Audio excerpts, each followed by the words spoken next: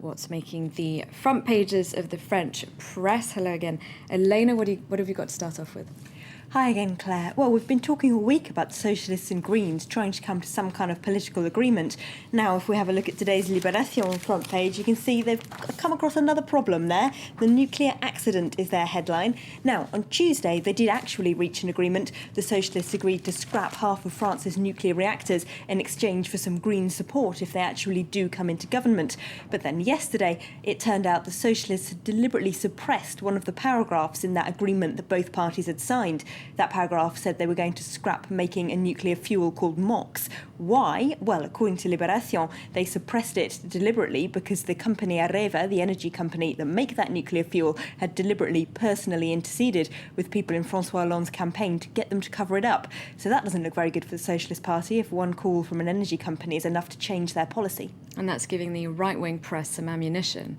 Absolutely. Have a look at this front page here from Le Figaro. Hollande weakened by the Greens. Now, they, of course, are enjoying the opportunity to lay into both parties. They say the Greens have been stubborn and obstinate, but also that François Hollande, the socialist candidate, is backing down from his principles. They say that he's always supported nuclear energy. He's always said that he believes, like that paper does, that it's important for France. Over 500,000 people would lose their jobs if it's scrapped. They say it could cost billions, it could make France dependent on foreign oil, and François Hollande has always believed in that position, so they don't want to see him back down now in exchange for what they call blackmail from the Greens.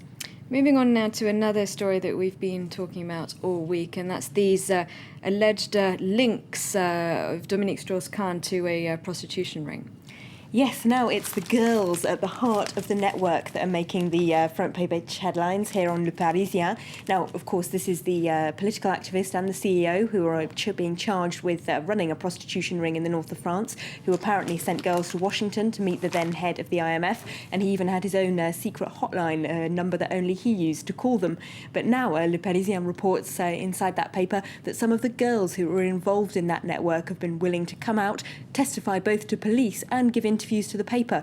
One of them tells the paper that he was very violent towards her, and another says that while he didn't behave particularly badly, he certainly paid well, apparently. She made €2,500 along with a friend for spending 3 days with Strauss-Kahn in Washington, and the paper makes the most of that in their cartoon, where they've got two girls there being asked by the police, "So you received envelopes stuffed with cash? Are you considering a political career?" Of course, they're talking there about a number of envelopes stuffed with cash scandals that we've had in France lately, involving various different politicians.